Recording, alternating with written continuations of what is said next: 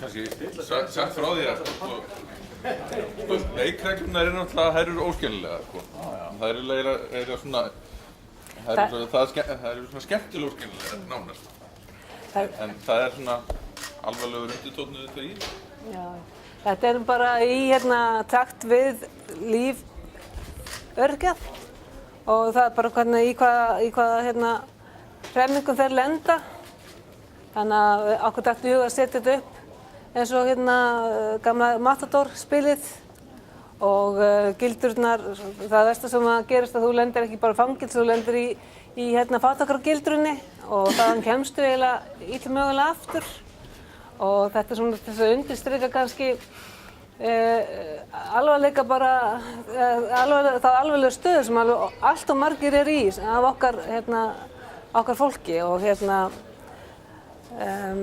við sáum fjárlögin frá okkur í morgun sem komum fram, mjög lítil hækkun og bara engin frá september held ég og það olli okkur gríðarlegum vonbrigðum, svo ekki sem meira sagt. Við höfum vonast til þess að það sem við höfum verið að presentera undanfarna mánuði, það myndi hafa skilað sér inn í eyru þeirra sem að sjá fjárlögin og ykkur sem er að úthluta fjármagni í málaflokkana og okkur fannst að það hefði nú verið hægt að bæta aðeins í þennan málaflokk almannatryggingakerfisins og ekki hefði veitt af. Það sem var nýbúið að finna ykkur 10 milljarða, þá var maður ansi bjartsýnn. Við sjáum þetta heitir freista og ógæfunnar.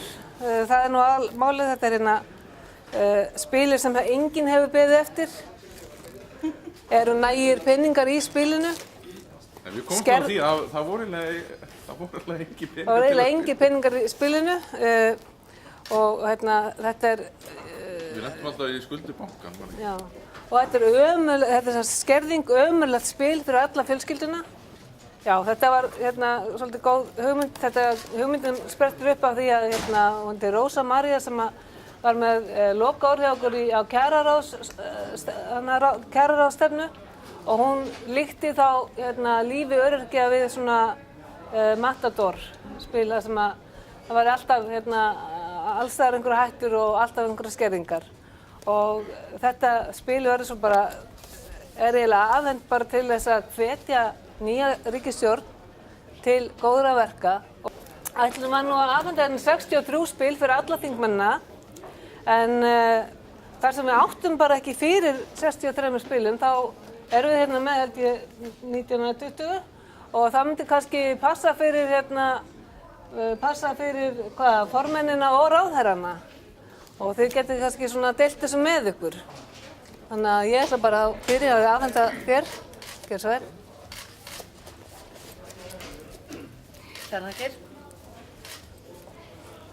Takk. Frábær hugmynd. Takk.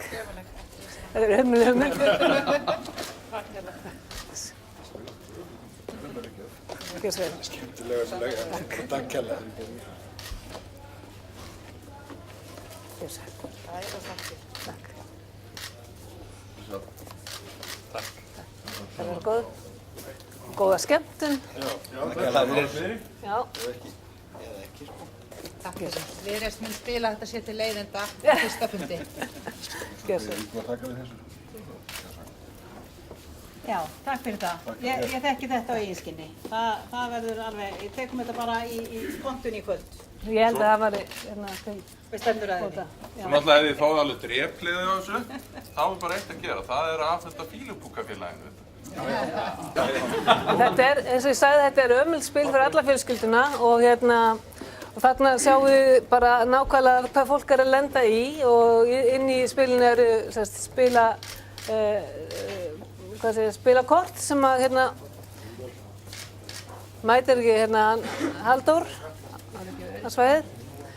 Þegar við erum búin að safna fyrir afganginum, þá fáið þið afganginn, en allavega, ég segi bara óska ykkur gleðilegri jóla og velfarnaðar störfum og óska þess að nýtt þing hafi mannréttindi velferð og mannúð að leiðarljósi í sínum störfum og hugsi til þess hóp sem að getur ekki farið í verkfall til þess að reyna að knýja á kjör sín, betri kjör og þannig að þau kannski